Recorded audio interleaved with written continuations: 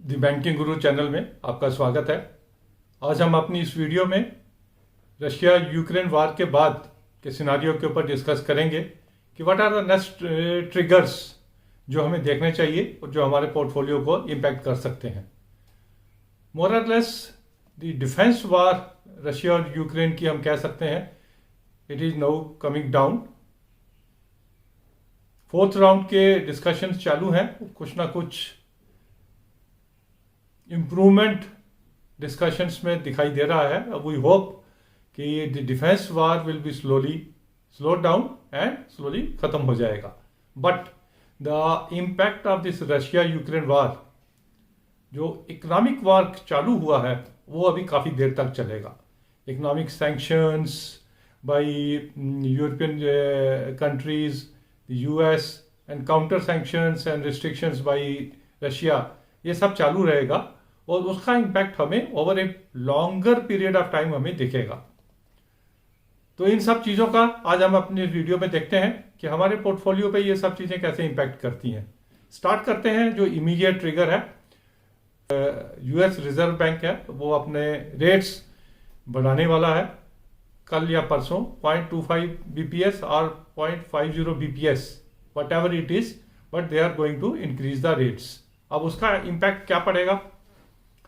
हालांकि हमें मालूम है कि रेट बढ़ने हैं, लेकिन फिर भी जब एक्चुअली आएगा तो उसका इम्पैक्ट हमें सामने दिखेगा।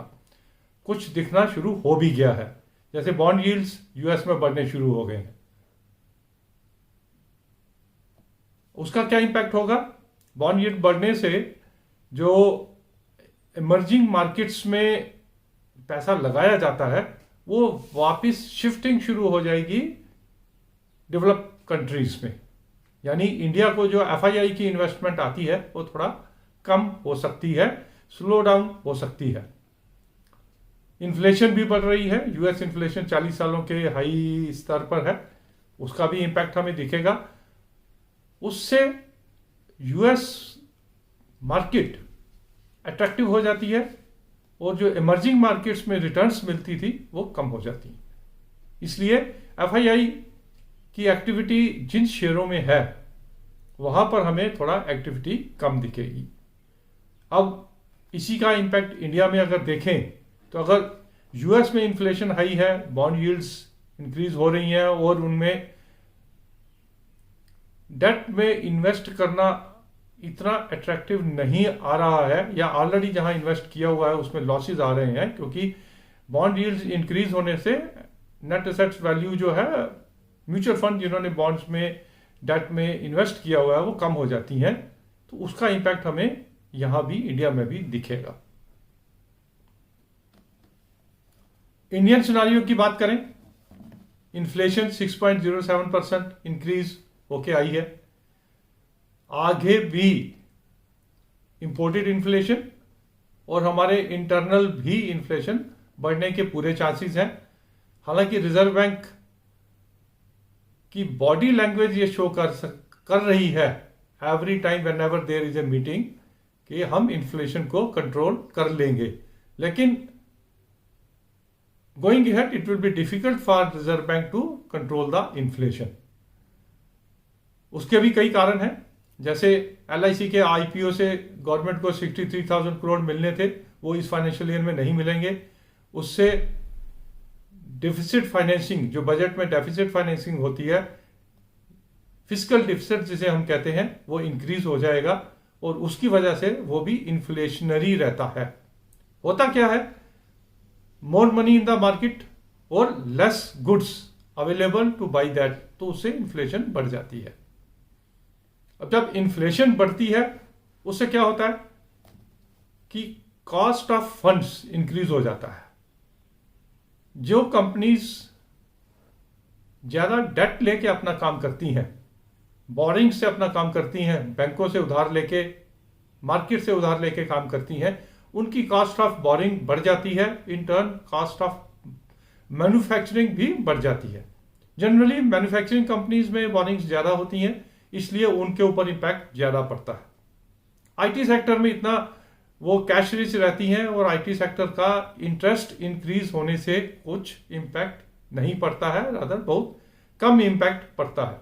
उसका मीनिंग फॉर अस कि आईटी सेक्टर अगर इन्फ्लेशन बढ़ती है, रेट ऑफ इंटरेस्ट मार्केट में बढ़ते हैं, तो आईटी सेक्टर इतना इंपैक्टेड नहीं होगा। रादर अगर रूपी वीक होता है और डॉलर स्ट्रांग होता है तो जो आईटी सेक्टर जो एक्सपोर्टर है उनको उसका बेनिफिट मिलता है। अच्छा, मैन्युफैक्चरिंग की जब कॉस्ट बढ़ गई तो वो कंपनीज जो अपनी मैन्युफैक्चरिंग में मोनोपोली रखती हैं या नियर मोनोपोली रखती हैं, वो अपनी कॉस्ट को, बढ़ी हुई कॉस्ट को प्राइसेस में इनकॉर्पोरेट करके उसको शिफ्ट कर देती हैं कस्टमर्स को। लेकिन जो छोटी कंपनीज हैं या वेरी कॉम्पिटिटिव मार्केट में जो कंपनीज हैं वो उतना अपने कॉस्ट को इंक्रीज नहीं कर सकती हैं, इसलिए उनके मार्जिन्स कम हो जाते हैं। बड़ी कंपनीज कॉस्ट शिफ्ट कर लेती हैं, वो अपने मार्जिन मेंटेन कर लेती हैं। छोटी कंपनीज के मार्जिन कम हो जाते हैं, इन टर्न प्रॉफिटेबिलिटी भी उनकी कम हो जाती है। ये एक डायरेक्ट इंपैक्ट आता है इन्फ्लेशन का कॉस्ट बढ़ने से।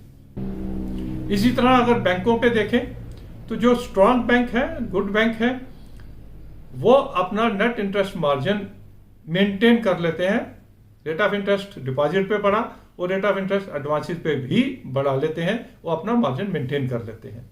वीक बैंक्स, उनको डिपॉजिट्स के लिए भी रेट बढ़ाने पड़ते हैं और एडवांसेस के लिए वो इतने क्विकली अपने रेट बढ़ा नहीं पाते हैं और उनके मार्जिन कम हो जाते हैं। तो यहां भी हमें देखना है कि हमें स्ट्रॉन्ग बैंक्स में इन्वेस्ट करना है अगर ये इंटरेस्ट साइकिल जैसे ये बढ़नी चालू हो जाएगी। अब यूक्रेन रशिया वार का एक और इंपैक्ट जो हमें दिखेगा, जिसे हम इकोनॉमिक वार कहते हैं, वो है जो यूक्रेन में फूड प्रोडक्शन होता था, वीट का, बाकी चीजों का, वो कम हो जाएगा। उसका impact through out the world, क्योंकि पूरा वर्ल्ड जो है इकोनॉमी वर्ल्ड की वो आपस में इंटरलिंक्ड है। वहां पर फूड इन्फ्लेशन बढ़ने की पूरी आशंका है। चिप मैन्युफैक्चरिंग, उसमें भी इंपैक्ट हमें अभी दिख रहा है, अभी वो इतना नॉर्मल लेवल पे नहीं आया है। ट्रांसपोर्ट, शिपिंग कंपनीज, वो भी इंपैक्ट हो रही हैं और कॉस्ट ऑफ ट्रांसपोर्ट उससे बढ़ जाती है। ऑयल के रेट बढ़ने से उसका भी इंपैक्ट हमें दिखता है। ये सारे सप्लाई साइड कंस्ट्रेंट्स हैं जो हमें, क्योंकि डिमांड बढ़ रही है और सप्लाई कंस्ट्रेंट्स आ जाते हैं तो ये भी एक इन्फ्लेशनरी प्रेशर क्रिएट करते हैं, चीजों के रेट बढ़ जाते हैं इन सबसे भी। तो वही जैसे हमने पहले डिस्कस किया कि इन्फ्लेशन कहां कहां हमें इंपैक्ट करती है, ये सप्लाई साइड इन्फ्लेशन भी हमें इंपैक्ट करेगी। अब ऑयल को देखें, even oil settles at about $100, फिर भी ये हमारी इकोनॉमी के लिए एक बर्डन है और ये भी लीड होता है स्लोली। ऑयल का जो है, पेट्रोलियम प्रोडक्ट्स हर जगह यूज होते हैं, मैन्युफैक्चरिंग में भी होते हैं, ट्रांसपोर्ट में भी होते हैं, इसका इंपैक्ट भी प्राइसेस इंक्रीज करने में रहता है। तो यहां भी हमें इन्फ्लेशनरी इंपैक्ट मिलेगा। तो कहने का मतलब है कि ये सब चीजें, फेड का rate, Indian economy getting impacted, inflation, supply side inflation, imported inflation क्योंकि कॉस्ट बढ़ जाएगी इंपोर्टेड चीजों की, ये सब चीजें हमारे पोर्टफोलियो को कैसे इंपैक्ट करेंगी और हमें क्या करना है। सबसे पहला हमने देखा कि बॉन्ड यील्ड्स इंक्रीज होंगी, म्यूचुअल फंड डेट्स में इन्वेस्ट करना इतना अट्रैक्टिव नहीं रहेगा, हमें लॉन्ग टर्म डेट में इन्वेस्ट नहीं करना है, अगर है तो उसे हम वहीं रिस्ट्रिक्ट कर लें या उससे बाहर आ जाएं। क्योंकि रेट ऑफ इंटरेस्ट बढ़ रहे हैं तो हमें एफडीज लॉन्ग टर्म नहीं बनानी है, शॉर्ट टर्म एफडीज बनानी है ताकि बढ़े हुए इंटरेस्ट का हम लॉन्ग टर्म फायदा उठा सकें। यूक्रेन वार से गोल्ड के जो प्राइसेस बढ़े थे वो सेटल डाउन हो रहे हैं।